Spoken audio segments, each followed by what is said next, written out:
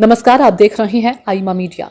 पश्चिम बंगाल में वक्फ संशोधन विधेयक का बड़े पैमाने पर विरोध हुआ था। खुद मुख्यमंत्री ममता बनर्जी ने किसी भी स्थिति में राज्य में इसे लागू न करने की बात कही थी। इस कानून के विरोध में मुर्शिदाबाद जिले में बड़े पैमाने पर सांप्रदायिक हिंसा भी हुई थी, लेकिन राज्य में जारी स्पेशल इंटेंसिव रिवीजन यानी SIR के शोर के बीच ही ममता बनर्जी सरकार ने चुटकी से इस कानून को लागू करने का फैसला किया है। तमाम जिला प्रशासकों को निर्धारित समय सीमा यानी 5 दिसंबर तक वक्फ संपत्तियों से संबंधित आंकड़ों का ब्यौरा अपलोड करने का निर्देश जारी कर दिया है। वक्फ संशोधन विधेयक 2025 इस साल अप्रैल में संसद के दोनों सदनों में पारित किया गया था। अब गुरुवार शाम को राज्य अल्पसंख्यक कल्याण विभाग के सचिव PB सलीम ने जिला प्रशासन को भेजे एक पत्र में तय समय सीमा से पहले राज्य में वक्फ की संपत्तियों का तमाम ब्यौरा केंद्र सरकार के पोर्टल पर अपलोड करने का निर्देश दिया है। राज्य सरकार की ओर से भेजे गए पत्र में कहा गया कि पश्चिम बंगाल में 8,063 वक्फ एस्टेट के तहत 82,600 संपत्तियां हैं, उनमें से 8,000 से ज्यादा वक्फ एस्टेट के अधीन है।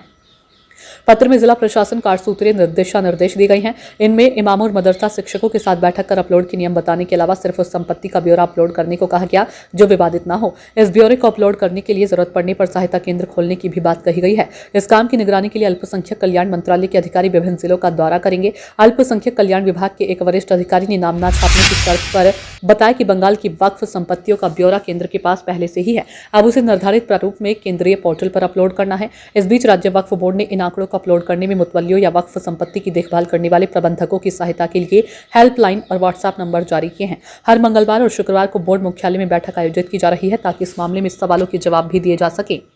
इस साल इस संशोधन विधेयक के संसद में पारित होने के बाद मुख्यमंत्री ममता बनर्जी ने जैन समुदाय के एक कार्यक्रम में कहा था, मैं बंगाल में इस कानून को लागू नहीं करने दूंगी, मुसलमानों के बीच फूट डालो राज करो की नीति नहीं चलने दूंगी। राज्य में करीब 30% मुसलमान सदियों से यहाँ रह रहे हैं, उनकी सुरक्षा करना मेरा कर्तव्य है। पश्चिम बंगाल सरकार का वक्फ संपत्तियों को लेकर जारी किए गए आदेश को लेकर ममता के रवैये में 180 डिग्री के इस बदलाव पर राजनीतिक हलकों में हैरत तो जताई जा रही है, लेकिन विश्लेषकों का कहना है कि सरकार के सामने संसद में पारित इस कानून को लागू करने के अलावा कोई विकल्प नहीं था। इसकी वजह यह है कि सुप्रीम कोर्ट ने भी इस पर रोक लगाने से इनकार कर दिया था। ममता बनर्जी सरकार के मंत्री और जमीयत उलेमाए हिंद के प्रदेश अध्यक्ष सिद्दीकुल्ला चौधरी का कहना है कि वह मुख्यमंत्री से प्रधानमंत्री को पत्र लिखकर वक्फ संपत्ति का ब्यौरा दर्ज करने की समय सीमा बढ़ाने की मांग करेंगे।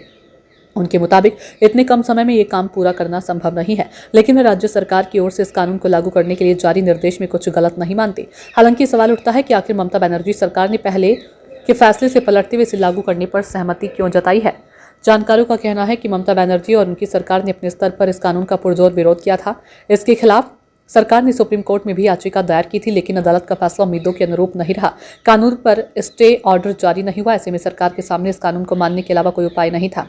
भारतीय जनता पार्टी का कहना है कि ममता बनर्जी ने राजनीतिक वजहों से ही इस कानून का विरोध किया था, लेकिन आखिर उनको केंद्रीय कानून लागू करना ही पड़ा।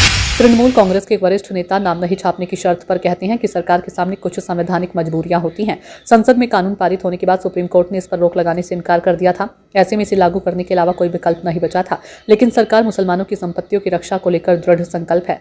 उस नेता का कहना था कि ये कानून मुस्लिम समुदाय के हितों के लिए नुकसानदेह है, इसलिए सरकार ने इसके खिलाफ कानूनी लड़ाई लड़ी थी। अब अदालत के फैसले का सम्मान करते हुए सरकार ने इसे लागू करने पर सहमति दी है। आईमा मीडिया को यदि आप YouTube पर देख रहे हैं तो कृपया सब्सक्राइब करें, सोशल मीडिया या फेसबुक पर देख रहे हैं तो फॉलो करें और हाँ, कमेंट बॉक्स में हमें अपनी राय दें।